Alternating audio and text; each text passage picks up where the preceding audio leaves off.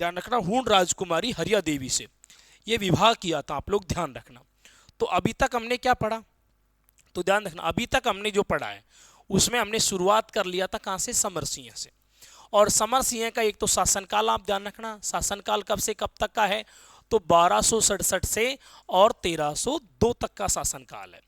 शिलालेख, सबसे पहला शिलालेख कौन सा है, तो चीरवा का शिलालेख है ना, जो ध्यान रखना शत्रुओं पर ये विजय प्राप्त करने के लिए दो नाम विशेष पड़ गए यहाँ पर, है ना। इसके अलावा आप लोग एक तो ये बात ध्यान रखना, एक ये बात, दोनों महत्वपूर्ण बात है। आबू की शिलालेख में विशेष बात है लेकिन, है ना, तो ये भी इसका एक तरीके से हम नाम ही कह सकते हैं, कोई दिक्कत नहीं आएगी। तो आप लोग पहले इसको यहां से बनाना शुरू कर दो ना।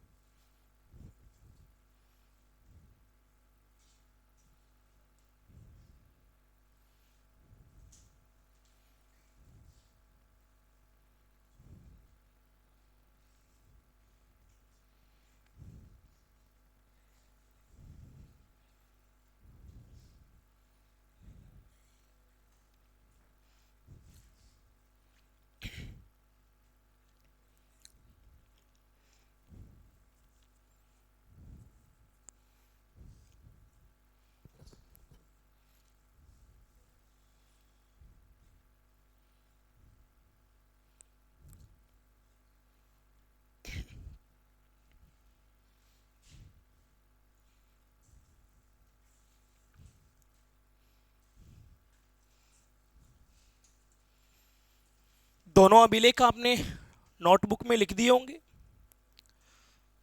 स्लाइड बदल देता हूं भैया ना, हो गया सभी का।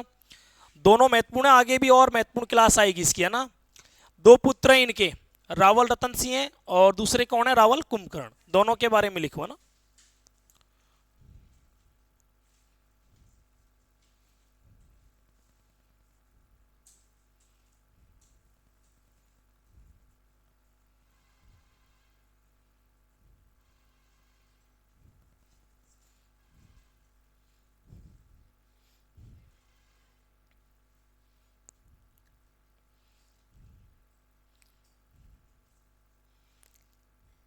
इसको लेकर के तो एक ग्रंथ लिखा गया पद्मावत, जिसके लेखक है मलिक मोहम्मद जायशी, जिसको लगभग 16वीं शताब्दी में लिखा गया था। तो उसका भी अपन वर्णन तो करेंगे आगे, है ना।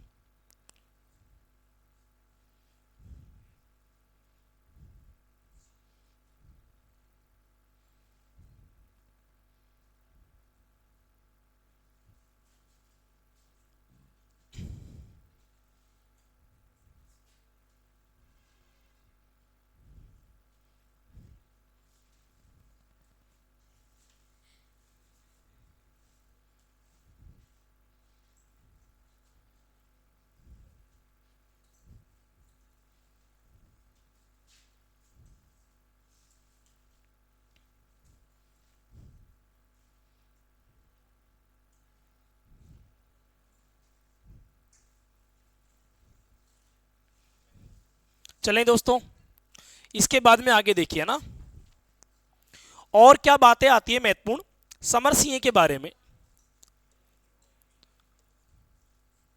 समर सिंह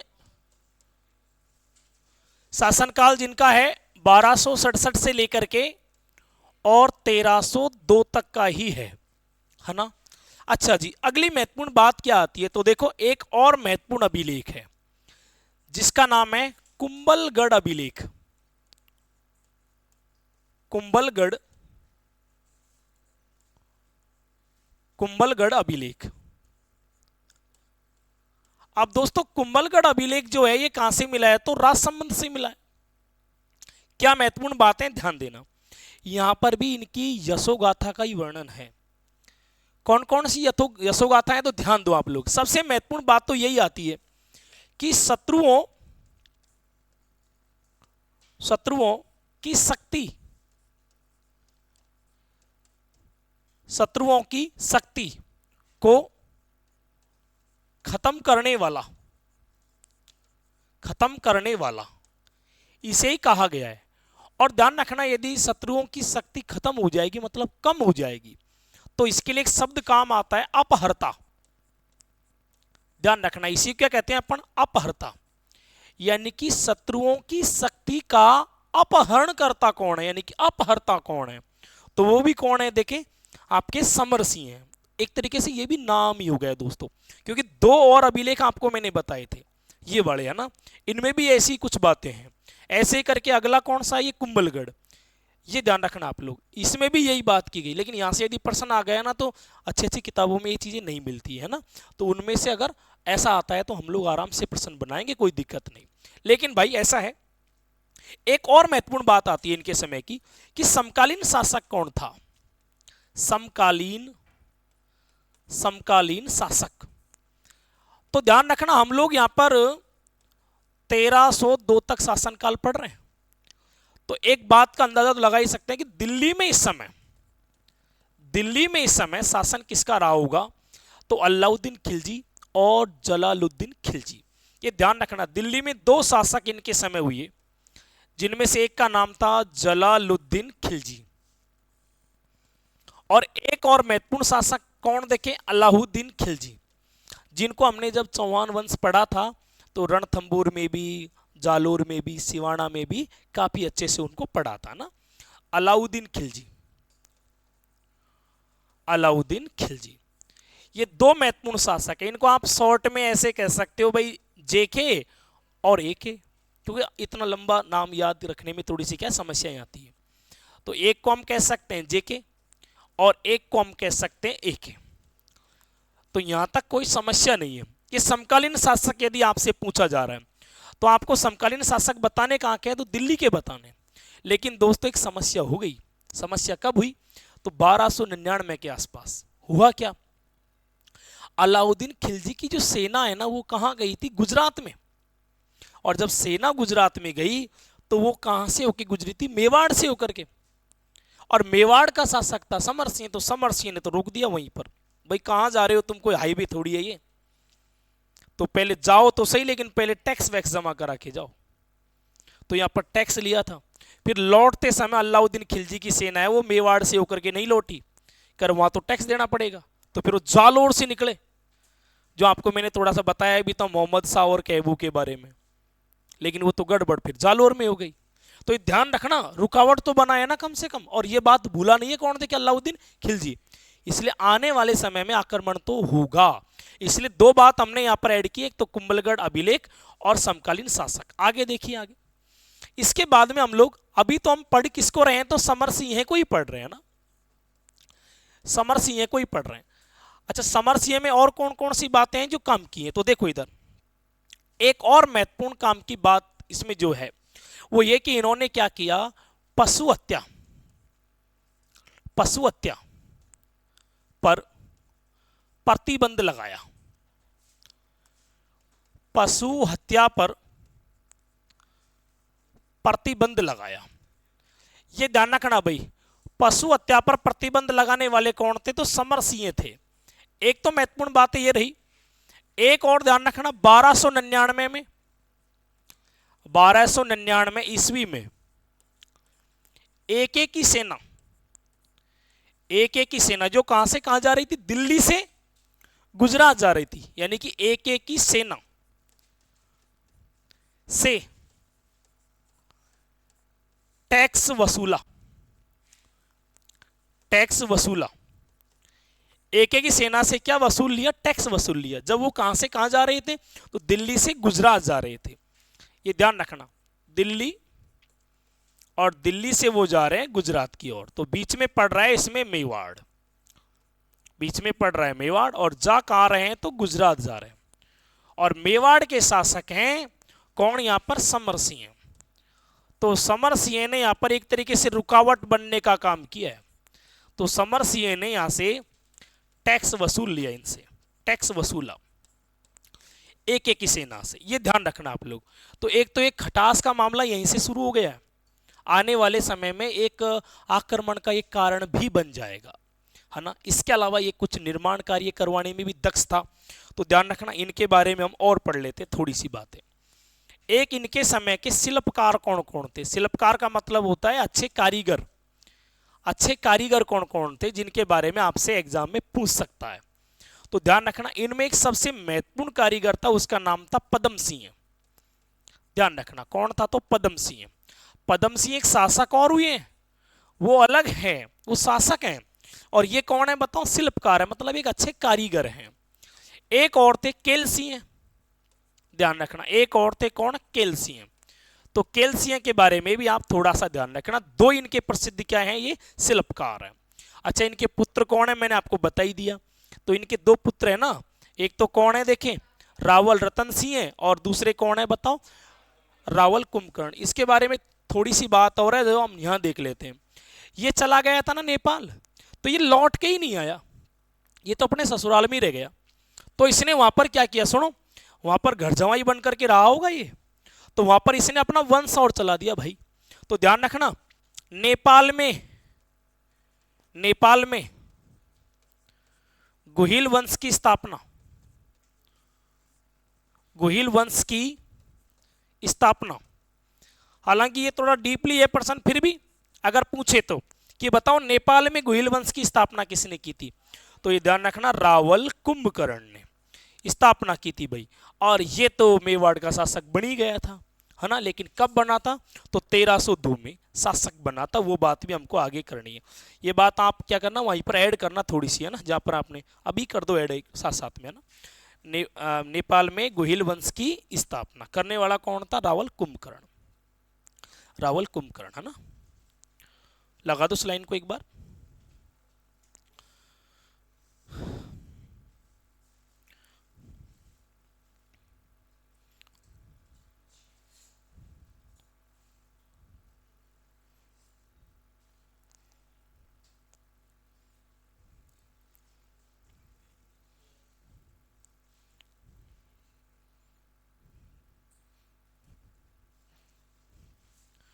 चले आगे। इसके बाद में है ना, ये वाला यदि आपने ऐड नहीं किया हो तो, ऐड नहीं किया हो तो इसको भी कर दो, है ना। थोड़ी थोड़ी बातें इनमें जो काम की है, बस वही बता रहा हूं मैं, फालतू भी नहीं। लेकिन काम की छोड़ेंगे नहीं, फालतू को पढ़ेंगे नहीं।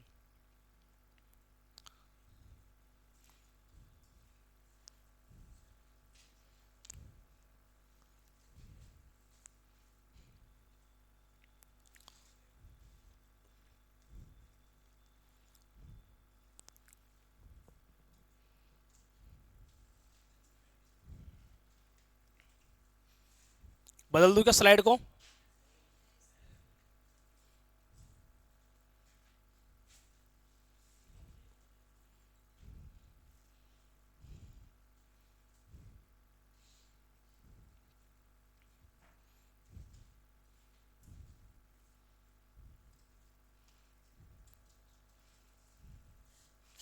वैसे ज्यादा संभावना दोनों में से है ना, इनकी बनती है एग्जाम आने की, क्योंकि ये ज्यादा प्रसिद्ध शासक रहे। आक्रमण भी इन्होंने ही किया है।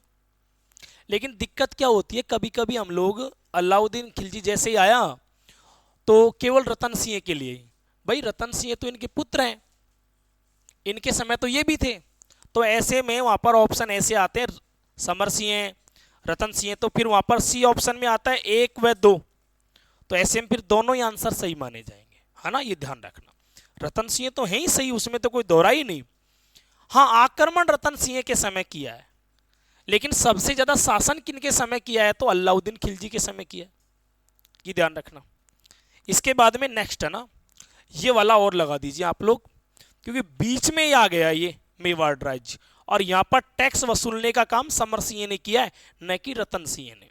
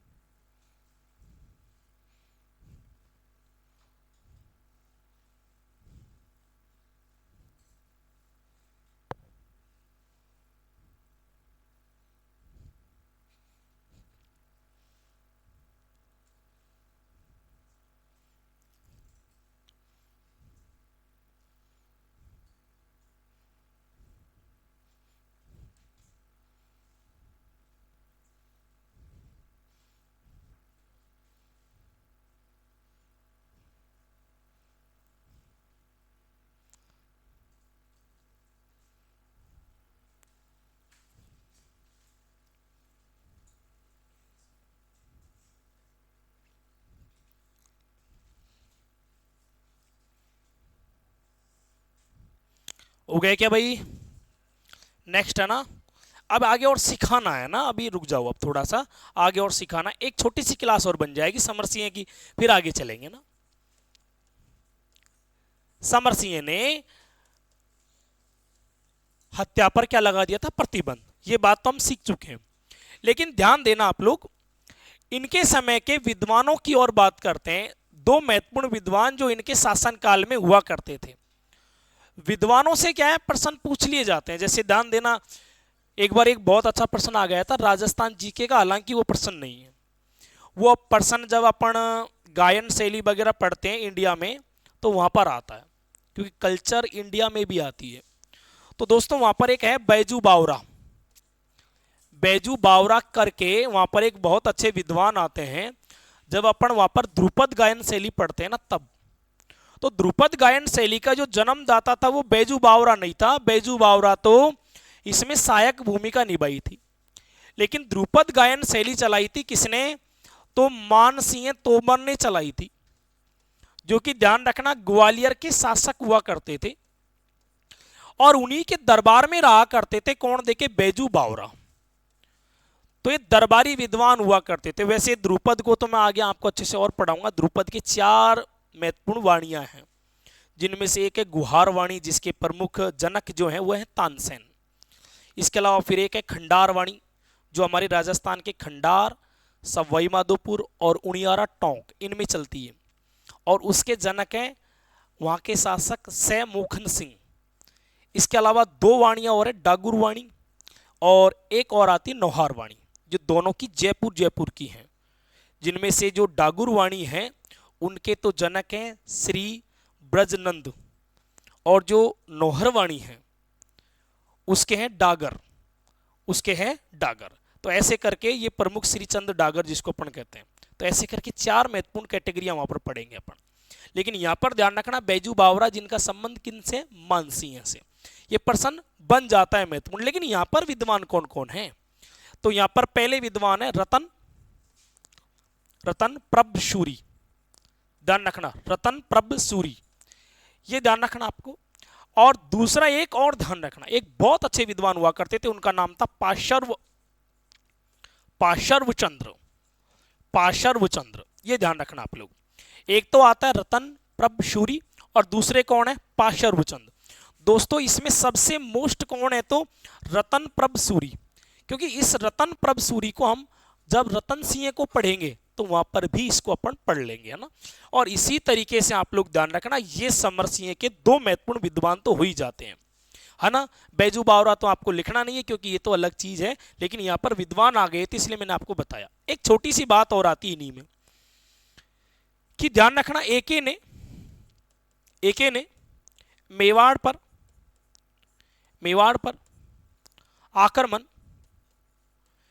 पर आक्रमण रतन सिंह के समय किया था। रतन सिंह के समय किया था। तो ध्यान रखना, रतन सिंह के समय किया है, समर सिंह के समय आक्रमण नहीं किया है। लेकिन सुनो, इस आक्रमण के कारण कौन बने हैं? समर सिंह बने हैं। कम से कम एक छोटा सा कारण आगे मैं आपको बताऊंगा, हालांकि मैंने आपको उसके बारे में थोड़ा सा बता भी दिया है पहले भी, कि यार ये जो दिल्ली से सेना गुजरात में जा रही है ना, तो बीच में टैक्स वसूलने का काम किया है किसने? बताओ, समर सिंह ने। कुछ भी हो, खामियाजा तो मेवाड़ को ही भुगतना पड़ेगा।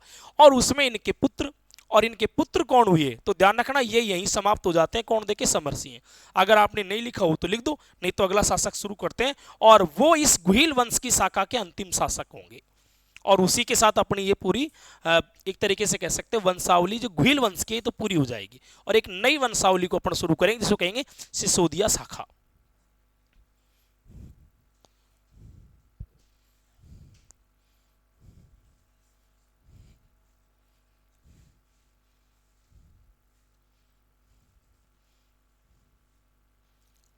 राजस्थान में बहुत सारी गायकी है, वैसे 4 गायकी तगड़ी है। मांड गायकी है जो जैसलमेर की है, उसके बहुत सारे कलाकार, हाजा मल्ला, जिल्लाबाई, सरिता बेगम, बन्नो बेगम, जमीला बानो, नहीं और बहुत सारे कलाकार हैं उसमें। बैतुल बेगम जिसका हाल ही में प्रश्न आया था, धनश्री है, नहीं, गबरी बाई है, गबरी बाई 2 हैं, गबरी बाई, एक और है मांगी बाई आर्य। ये मांड गायन किसे लिए हैं, जो 10वीं शताब्दी में उत्पन्न हुआ था। एक और गायकी है मंगनियार, जो बाड़मेर की प्रसिद्ध है। उसके कलाकार तो बहुत सारे हैं, गफूर खान, गमड़ा खान, समंदर खान, रमजान खान, सद्दीक खान, साकर खान, कमल साकर खान, बहुत सारे कलाकार हैं। ऐसे लंगा गायकी भी है, जिसके कलाकार अलाउद्दीन मेहदरीन, ऐसे कलाकार हैं, करीम खान लंगा। एक तालबंदी गायकी है। तो छोटा सा टॉपिक है, लेकिन वहाँ से क्वेश्चन बहुत आते हैं। कनेक्ट किससे है? वो इससे कहीं ना कहीं उनमें से भी एक ध्यान रखना कौन सा है महत्वपूर्ण, रतन प्रभ सूरी, क्योंकि गीत गायन की जो शैली है ना उसमें ज़्यादा दक्ष था, तो ये पद्य ज़्यादा लिखा करता था। और ये क्या लिखता था? गद्य और पद्य दोनों लिखता था। और जहां पर गद्य का और पद्य का सम्मिश्रण हो उसे क्या कहते हैं? चंपू कहते हैं। दोस्तों यहां तक का बना लिया क्या आपने? नेक्स्ट अगले जो शासक आते हैं वो है रावल रतन सिंह। अगले शासक है रावल रतन सिंह। अब दोस्तों रावल रतन सिंह जो हैं, इन्होंने ध्यान रखना कहां पर शासन किया है, तो मेवाड़ पर शासन किया है। कब से कब तक शासन किया है? तो पहले तो शासन काल ध्यान रखना, 1302 से लेकर के और 1303 तक इन्होंने शासन किया है। किसने? तो रावल रतन सिंह ने। ये तो इनका शासन काल हो गया। महत्वपूर्ण बात पढ़ लेते हैं। सबसे महत्वपूर्ण बात क्या है?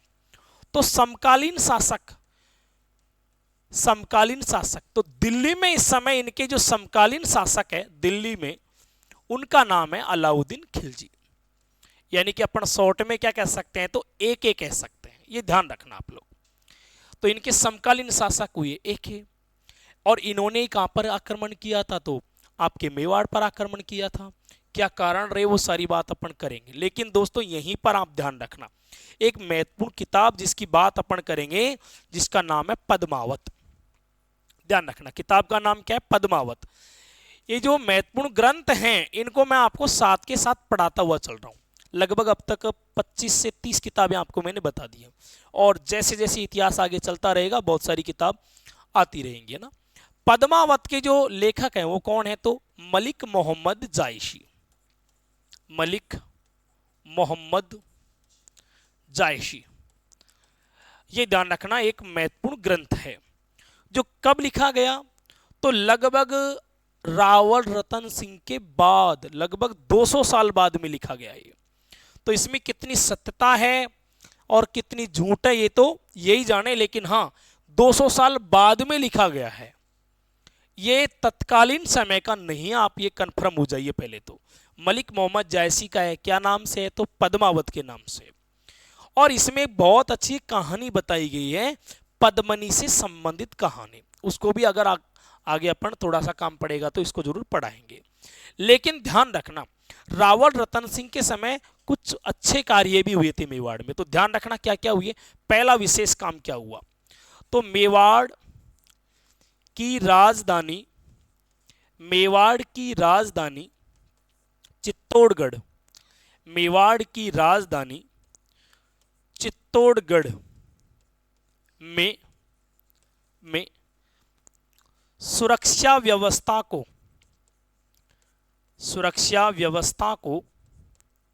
अच्छा बनाया। एक तो ये ध्यान रखना। और जब जब ऐसा कोई शासक करता है और इसका यदि कोई विरोधी शासक होता है तो वो फिर आक्रमण करने की जरूर सोचता है। तो इसने मेवाड़ की जो राजधानी चित्तौड़गढ़ हुआ करती थी उसकी सुरक्षा व्यवस्था को काफी अच्छा बना दिया। तो ध्यान रखना क्या होता है। अब ये कहानी जो आगे मैं बताने जा रहा हूं आपको, ये किसके लिए आवश्यक होगी? तो मेवाड़ पर आक्रमण करेगा कौन? देखिए अलाउद्दीन खिलजी। तो पहले तो हम लोग ये जान लेते हैं कि 1302 और 1303 इस दौरान 2 बार आक्रमण किया था अलाउद्दीन खिलजी ने। कहां पर? देखें मेवाड़ पर। अच्छा ये किसके अनुसार? लेकिन तो ये ध्यान रखना पद्मावत के अनुसार, नहीं तो सामान्यतः तो एक ही बार आक्रमण करने का वर्णन है, लेकिन पद्मावत के अनुसार आक्रमण कितनी बार? 2 बार।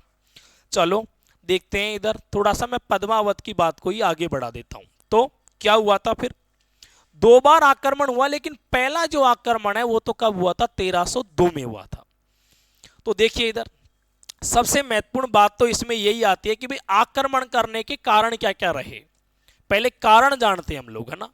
आक्रमण के कारण, आक्रमण के कारण। और ध्यान रखना किसके लिए पढ़ रहे हैं हम, तो अलाउद्दीन खिलजी के लिए। एके ने मेवाड़ पर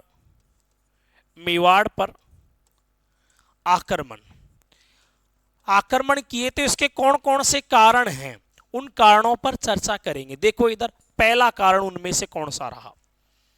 तो दोस्तों सबसे पहला कारण तो मैं यहां पर पद्मावत के अनुसार बता रहा हूं आपको। तो पद्मावत के अनुसार इसमें जो कारण है वो पद्मनी को माना गया। अनुसार पद्मनी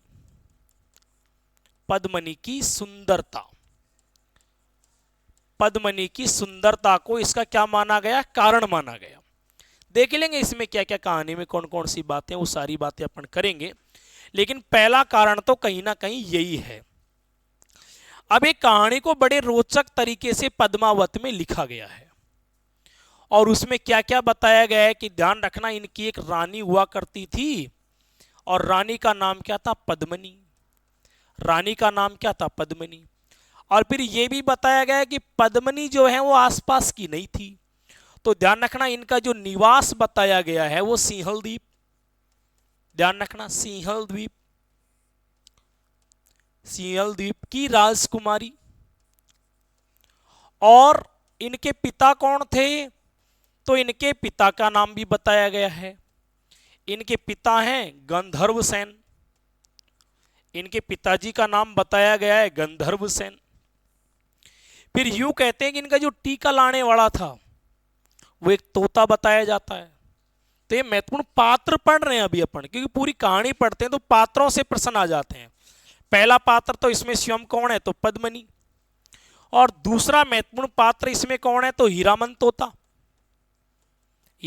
तोता, जो कि ध्यान रखना मानव आवाज में हुबहू बोलता है। और इसी ने हीरामन तोता ने क्या किया, जो सिंहल द्वीप की राजकुमारी पद्मनी थी उनकी सुंदरता का जो वर्णन है ना, वो किसके सामने किया था, रतन सिंह के सामने।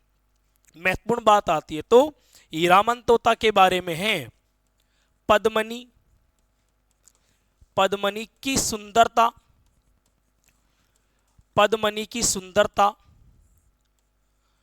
का वर्णन, पद्मनी की सुंदरता का वर्णन रतन सिंह के सामने किया। किसने किया, तो वो हीरामन ने। फिर यूं कहते हैं कि फिर ये आपके रतन सिंह वो श्रीलंका चले गए, फिर 1 वर्ष तक वहां रहे, विवाह किया किससे, बताओ, पद्मनी से। उसको लेकर के आए, ये कहानी उनके अनुसार है। रहने लग गए, कोई दिक्कत नहीं। लेकिन बाद में क्या हुआ, कर एक घटना और घटित हो गई। कर एक इनके यहां पर एक संत रहा करता था, जो कि तांत्रिक विद्या में माहिर था। उसका नाम बताया जाता है राघव चेतन।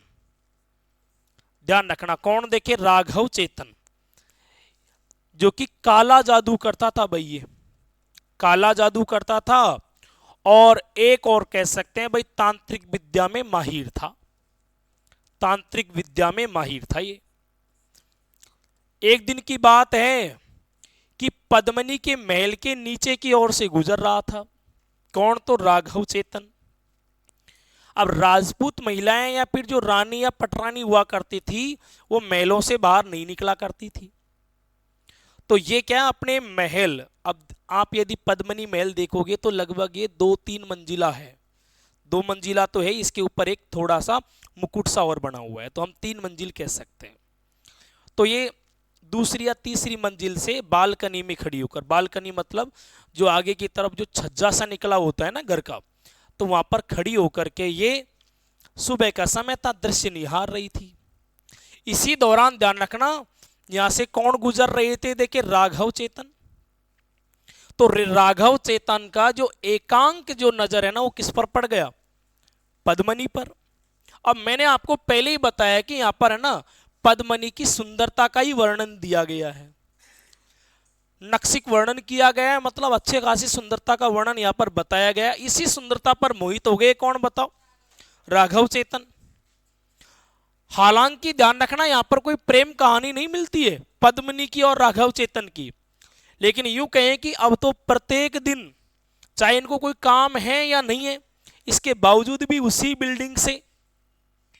बिल्डिंग से नीचे से गुजरते और डेली रुकते वहां पर और दृश्य निहारते। किसका बताऊं? देखिए पद्मिनी का। अब बड़े व्यक्ति होते हैं ना, उनका समय फिक्स होता है, हर चीज का फिक्स होता है, वो अपना नियत समय पर ही कार्य करते हैं, चाहे कितनी बड़ी उनके सामने विडंबना आ जाए। तो एक समय फिक्स था, उस समय पे टहल रही थी और ये गुजर रहा था, तो ध्यान रखना डेली इस प्रकार के दृश्य को निहारता, एक समय बांध लिया। दोस्तों फिर क्या होता है, एक दिन क्या होता है, किसी सिपाही को या राजदूत को इसका पता पड़ गया कि यार ये तो गड़बड़ कर रहा है। नहीं, अब इस गड़बड़ का पता लगा, देखो शक भी हो ही जाता है ना ऐसी कहानियों का। अब बार बार यदि आप मोटरसाइकिल लेकर के किसी के घर के नीचे से गुजरोगे तो यार समझ जाओ ना यार, आंखों में ही पता लग जाता है गड़बड़ क्या चल रहा है। नहीं तो ऐसा ही यहां पर पता लग गया, राजदूत तो एक बार कन्फर्म हो गया कि यार पक्का गड़बड़ है, लेकिन एक तरफा है भाई, दो तरफा नहीं है। तो ध्यान रखना ये पहुंचा सीधा किसके पास? तो राजा के पास। राजा कौन है? रतन सिंह। और राजा को पूरा कहानी बता दिया कि भाई तुम्हारे जो पत्नी है उनको हैक किया जा रहा है। तो ध्यान रखना फिर आगे क्या हुआ, राजा ने बुलाया किसको? देखे आरोपी को, कि भाई आरोपी को हाजिर किया जाए। आरोपी कौन है? राघव चेतन। इनसे पूछा भाई तू डेली इधर से गुजरता है, मतलब क्या कार्य क्या है तेरा, कोई विशेष? अच्छा रुकता क्यों है पहले तो ये बता, आना जाना फ्री है वो कोई दिक्कत, रुकना क्यों भाई? अपने जा रहे हो तो जाओ, रुकते क्यों हो और क्या देखते हो तुम? तो ध्यान रखना इसके आरोप का एक तरीके से अच्छे से खुद तो खंडन ही करेगा लेकिन साबित हो गए आरोप अच्छे से। तो फिर ध्यान रखना क्या इसको दंड दिया। दंड क्या दिया? कि इसका अपमान कर दो। अपमान कैसे करो? कि इसके एक तो क्या करो, चप्पलों की माला ढाल दो गले में, नहीं इसका मुंह काला कर दो और गधे पर सीधा नहीं बल्कि उल्टा बिठा दो पीछे की तरफ मुंह करके, और इसको मेवाड़ में घुमाओ 2-4 कॉलोनियों से होकर के, इसकी तीर्थ यात्रा निकालो और फिर इसको जाने दो। यही काम किया, बेचारे राघव चेतन को अपमानित कर दिया। वो कितना बेचारा है वो तो आगे बताएगा ये, और बहुत अच्छे से अपमानित कर दिया। तो फिर इसको बाहर निकाल दिया कि भाई अब तू निष्कासित हो गया राज्य से, तू कहीं पर भी रह, तेरा चारा देख ले। राघव चेतन ने सोचा कि यार मेरा अपमान किया है ना, इसका बदला तो बनता है यार। तो ये गया, ध्यान रखना, इसके दुर्विरोधी के पास। दुर्विरोधी कौन है? तो दिल्ली में जो राजा बैठा हुआ है। अब यार मैंने आपको सबसे पहले इन चीजों को इसीलिए क्लियर किया था कि दिल्ली में इस समय समकालीन शासक कौन है। तो देखो मैंने आपको पहले बताया था, इसमें अलाउद्दीन खिलजी, ये देखो पीछे रह गया है क्या, इसमें यहां पर होना चाहिए, देखो ये रहा समकालीन शासक। एक तो कौन है? जेके, और एक कौन है बताओ? एके। तो इस समय दिल्ली का शासक कौन है? एके, क्योंकि एके कब बन गया था शासक? 1296 में शासक बन गया था, ये देख लो आप। और इसके बाद में लगातार आगे शासक है, तो भाई बिल्कुल कार्यकाल तो लगभग वही आकर के ठहर रहा है ना। तो फिर क्या हुआ, ये राघव चेतन पहुंच जाता है दिल्ली में, और दिल्ली में ध्यान रखना ये न्यूज सुनाता है किसको? देखें, अलाउद्दीन खिलजी को। तो पद्मिनी की जानकारी 2 बार दी गई थी। एक बार तो हीरामन तोता ने पद्मिनी की जानकारी दी थी रतन सिंह को, अगर ऐसा आता है तो हीरामन तोता करो। लेकिन अगला पात्र भी इसमें महत्वपूर्ण है, कौन? राघव चेतन, जो हम पढ़ रहे हैं, राघव चेतन, जो कि एक काला तांत्रिक हुआ करता था। इसने समाचार किसको दिया? तो ध्यान रखना, पद्मिनी की सुंदरता, पद्मिनी की सुंदरता, पद्मिनी की सुंदरता का वर्णन है ना, पद्मिनी की सुंदरता का वर्णन एक एक के सामने किया, एक एक के सामने किया, सुंदरता का वर्णन एक एक के सामने कर दिया साहब कि देखो बहुत सुंदर राजकुमारी है, रानी है, वो तो आपके महलों में होनी चाहिए थी। भड़का दिया किसको बताओ? अलाउद्दीन खिलजी को। अच्छा, राजा किसी दूसरे राजा पर आक्रमण करने के लिए कोई एक कारण नहीं बल्कि बहुत सारे कारण ढूंढता है, क्योंकि लड़ाई तभी होती है जब कई कारण मिल जाते हैं। यहाँ पर ये भी पहला कारण नहीं दूसरा कारण बनने जा रहा है। एक कारण तो आपको मैंने वो टैक्स वाला बता दिया है, जो इसके मन में है कि यार जब मेरी सेना गई थी तो इसके पिताजी ने टैक्स लिया था, कभी ना कभी इसका बदला जरूर लेंगे, कम से कम वो टैक्स के पैसे तो लेने ही पड़ेंगे भाई कभी ना कभी, जब मौका आएगा जब। और ये दूसरा कारण बन गया, मतलब भड़काने का काम कर दिया अलाउद्दीन खिलजी को। किसने बताओ? राघव चेतन ने। तो कारण यहां पर कितने हो गए? दो हो गए, दो महत्वपूर्ण कारण। एक और ध्यान रखना आप लोग, जब ये भड़काने की बात रही तो ध्यान रखना इसको पद भी दे दिया और एक छोटी सी जागीर भी दे दी अलाउद्दीन खिलजी ने कि भाई अभी तो तू यहां पर रहे, है ना।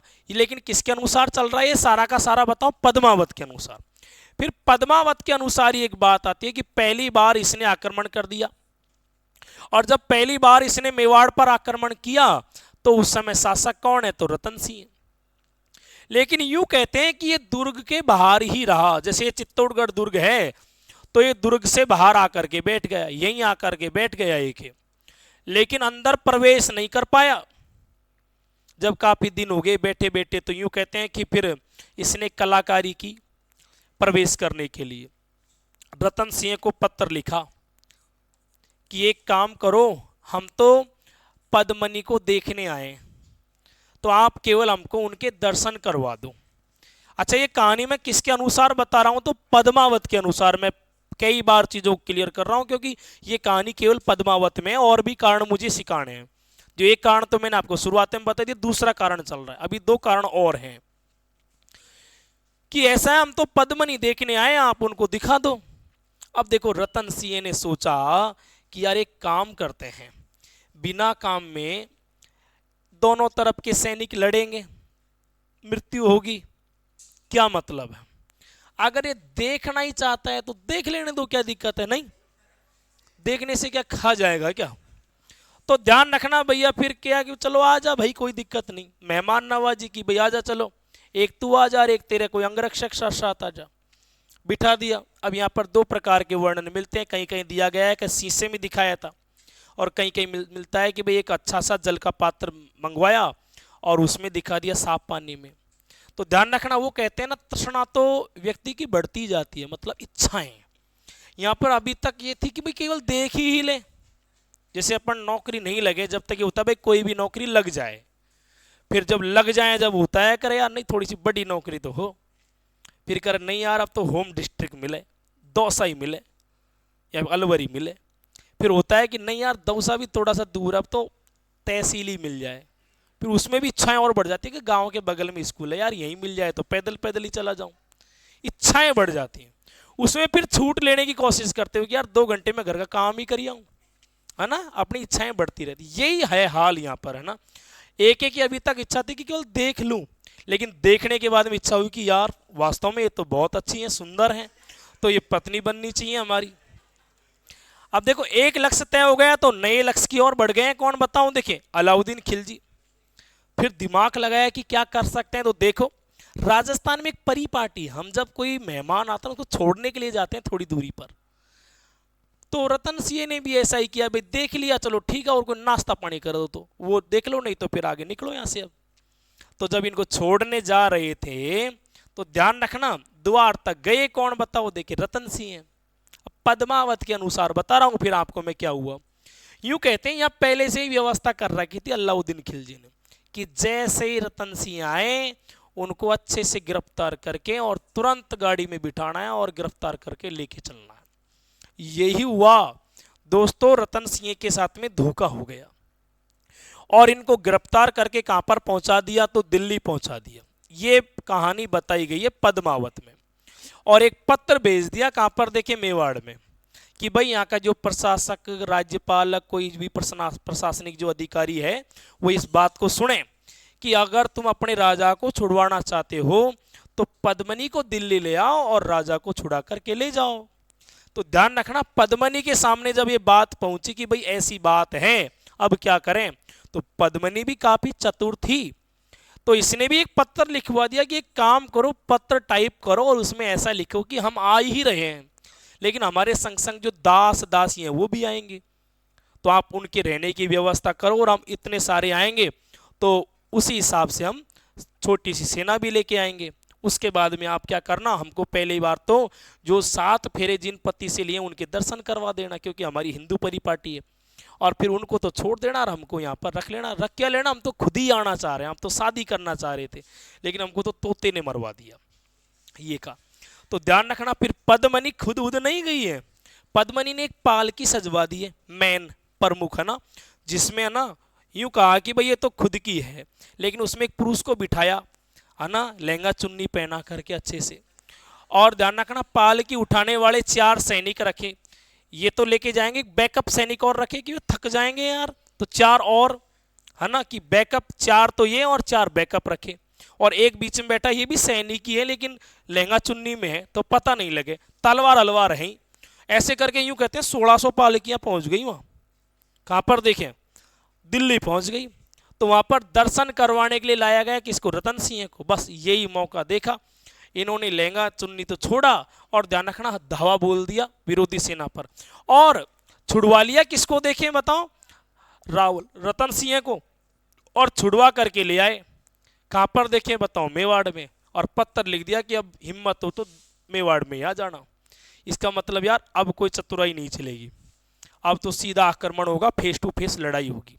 तो दोस्तों ये दूसरा कारण था, पहला कारण टैक्स और दूसरा कारण ये पद्मावत वाली जो कहानी है। अब इसमें बातें मेरे को बहुत सारी और भी लिखवानी है, लेकिन आप लोग थोड़ा सा एक बार ये काम करो जहां से आपने छोड़ा है। शायद ये बना दिया था क्या दोस्तों आपने, ये वाला बच रहा है क्या अभी, तो यहां से लिखना शुरू करो, है ना।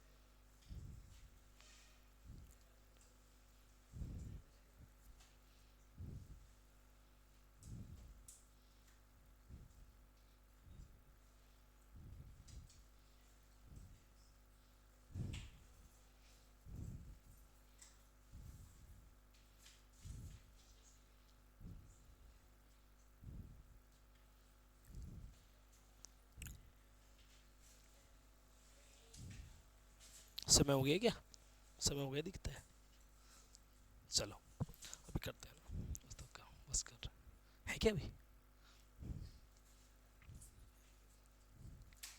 ये उतर जाए बस,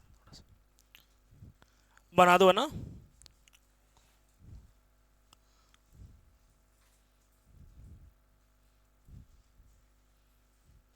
बदले क्या स्लाइड, अगला ये वाला लगाइए ना।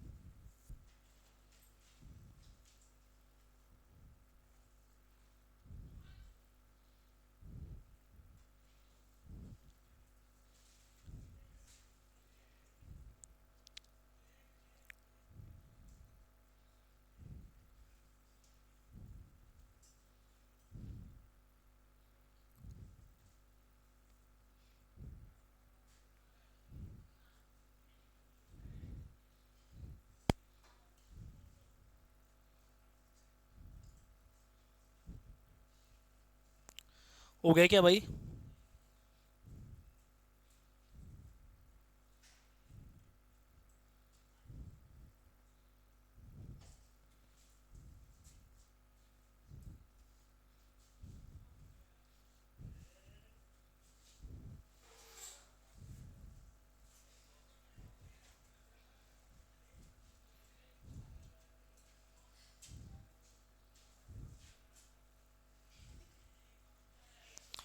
बदल दे क्या,